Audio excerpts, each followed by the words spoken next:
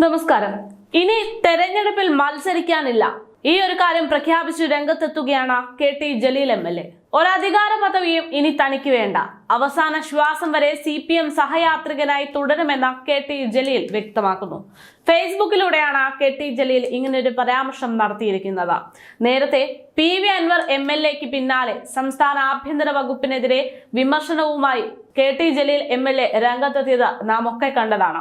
CPM നൽകിയ പിന്തുണയും അംഗീകാരവും മരിച്ചാലും മറക്കില്ല എന്നും ഉദ്യോഗസ്ഥരിലെ കള്ളനാണയങ്ങളെ തുറന്നു കാട്ടുമെന്നും അതിനായി ഒരു പോർട്ടൽ തുടങ്ങുമെന്നും വിശദവിവരങ്ങൾ ഒക്ടോബർ 2-ന് പുറത്ത് ഇറങ്ങുമെന്നുള്ള സ്വർഗസ്ഥനായ ഗാന്ധിജിയുടെ അവസാന അധ്യായത്തിൽ ഉണ്ടാവുമെന്നും കെ.ടി. ജലീൽ MLA ഫേസ്ബുക്കിൽ കുറിച്ചു.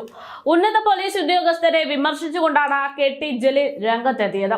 SP സുജിത് ദാസിന്റെയും PV അൻവർ MLA-യുടെയും ആരോപണത്തിൽ ആഭ്യന്തര വകുപ്പ് സമഗ്ര അന്വേഷണം നടത്തണമെന്ന് ജലീൽ ആവശ്യപ്പെട്ടിട്ടുണ്ട്. ADGP MR അജിത് കുമാറിനെതിരായ ആരോപണങ്ങൾ പരിശോധിക്കേണ്ടിയിരിക്കുന്നു. ഏത് കേസും അട്ടിമറിക്കാൻ പ്രാപ്തിയുള്ള സംഘമാണ് ഇവരൊക്കെ തന്നെ. IPS-കാർ കീഴുദ്യോഗസ്ഥരോട് അടിമകളെ പോലെയാണ് പെരുമാറുന്നത്. പൊതുപ്രവർത്തകരോട് ഉന്നത പോലീസ് ഉദ്യോഗസ്ഥർക്ക് പുച്ഛമാണ്. ഉന്നത പോലീസ് ഉദ്യോഗസ്ഥരുടെ സാമ്പത്തിക ഇടപാടുകൾ അന്വേഷിക്കണമെന്നും കെ.ടി. ജലീൽ ആവശ്യപ്പെട്ടു. എന്തായാലും പാർട്ടിയുടെ പല കോണിൽ നിന്നും പലതരത്തിലുള്ള നടപടികൾ അപ്രതീക്ഷിതമായി വന്നുകൊണ്ടിരിക്കുകയാണ്.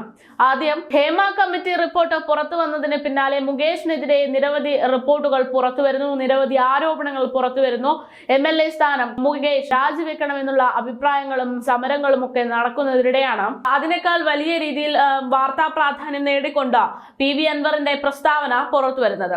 ആഭ്യന്തരത്തിനെ ചോദ്യം ചെയ്യുന്നത്, ആഭ്യന്തര കാര്യങ്ങൾ കൈകാര്യം ചെയ്യേണ്ടുന്ന മുഖ്യമന്ത്രി പിണറായി വിജയനെ പോലും നോക്കുകുത്തിയാക്കിക്കൊണ്ട് ഇവിടെ പലരും പ്രവർത്തിക്കുന്നുണ്ട് എന്നൊക്കെ വ്യക്തമാക്കിക്കൊണ്ട് PV അൻവർ MLA രംഗത്തെത്തിയതോടെ അതിരൂക്ഷമായിട്ടുള്ള വിമർശനങ്ങളാണ് ആ പാർട്ടിക്കെതിരെ ഉയർന്നുകൊണ്ടിരിക്കുന്നത്.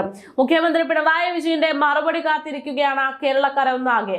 അങ്ങനെ മുഖ്യമന്ത്രി പിണറായി വിജയൻ മറുപടി പറഞ്ഞപ്പോൾ PV അൻവർ പറയുന്ന കാര്യങ്ങളൊക്കെ ശരിവയ്ക്കുന്ന രീതിയിലായിരുന്നു പ്രസ്താവനയൊക്കെ നടത്തിയത്. അതുമാത്രമല്ല ADGP-ക്കെതിരെ, മുഖ്യമന്ത്രിയുടെ പ്രിയപ്പെട്ടവരുടെ ലിസ്റ്റിൽ പെടുന്ന ADGP-ക്കെതിരെ അതിരൂക്ഷമായിട്ടുള്ള വിമർശനങ്ങളൊക്കെ ഉന്നയിച്ചുകൊണ്ട്, പേര് എടുത്തു പറഞ്ഞില്ല എങ്കിൽ പോലും ADGP-യെ വേദിയിലിരുത്തിക്കൊണ്ട് തന്നെ ചില പോലീസ് ഉദ്യോഗസ്ഥരുടെ സംഘടനയിൽ ചില പുഴക്കുത്തുകളുണ്ട് എന്നതടക്കമുള്ള പരാമർശങ്ങൾ നടത്തിക്കൊണ്ട് മുഖ്യമന്ത്രിയുടെ നിലപാട് അറിയിക്കുകയും ചെയ്തു. അങ്ങനെ വലിയ രീതിയിൽ ADGP-ക്കെതിരെയും ആഭ്യന്തരം കൈകാര്യം ചെയ്യുന്നു എന്ന് പറഞ്ഞ P ശശിക്കെതിരെയും ഒക്കെ ആരോപണങ്ങൾ ഉന്നയിക്കപ്പെടുന്നതിന്റെ സാഹചര്യത്തിലാണ് കെ.ടി. ജലീൽ അതിനെ രൂക്ഷമായി വിമർശിച്ചുകൊണ്ട് ആഭ്യന്തരത്തിന്റെ കഴിവുകേടുകളെ ചൂണ്ടിക്കാട്ടിക്കൊണ്ട് കഴിഞ്ഞ ദിവസം ഫേസ്ബുക്കിൽ കുറിപ്പ് പങ്കുവയ്ക്കുന്നത്.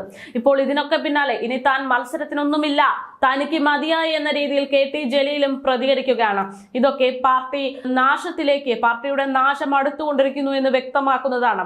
നിലവിൽ ഇത്തരം ആരോപണങ്ങൾ ഒന്നും തന്നെ ഉണ്ടായിരുന്നില്ല. മുഖ്യമന്ത്രി പിണറായി വിജയന്റെ ഏറ്റവും വലിയ ധൂർത്തും ആർഭാടപരമായിട്ടുള്ള പരിപാടികളും ഒക്കെ മാത്രം സംസാര വിഷയമായിരിക്കുന്ന കാലഘട്ടത്തിൽ പോലും ഒരു തെരഞ്ഞെടുപ്പ് നടത്തിയപ്പോൾ CPM അടപടലം പൊട്ടി. ഇനി ഇത്തരത്തിലുള്ള പാർട്ടിക്കുള്ളിലെ നേതാക്കന്മാർ തന്നെ അങ്ങോട്ടും ഇങ്ങോട്ടും വിശ്വാസമില്ലാത്ത രീതിയിൽ, സ്വന്തം സർക്കാരിൽ വിശ്വാസമില്ലാത്ത രീതിയിലൊക്കെ പ്രതികരിക്കുമ്പോഴും നിലപാടെടുക്കുകയും ഒക്കെ ചെയ്യുന്നത് കൊണ്ട് ഇനി മുന്നോട്ട് ഒരു തിരഞ്ഞെടുപ്പ് വന്നാൽ എങ്ങനെയാണ് CPM-നെ, ഇടതുപക്ഷത്തെ ജനങ്ങൾ നെഞ്ചിലേക്ക് ഏറ്റുക എന്നുള്ളതൊരു ചോദ്യചിഹ്നമാണ്. അതുകൊണ്ട് ഈ കഴിഞ്ഞ ലോക്സഭാ തിരഞ്ഞെടുപ്പിൽ ഏറ്റെടുത്തിരിക്കുന്ന തോൽവിയേക്കാൾ കടുത്ത തോൽവിയായിരിക്കും ഇനി അടുത്ത തിരഞ്ഞെടുപ്പിലൊക്കെ കാണാൻ പോകുന്നത് എന്ന് തന്നെയാണ് രാഷ്ട്രീയ നിരീക്ഷകർ പറയുന്നത്.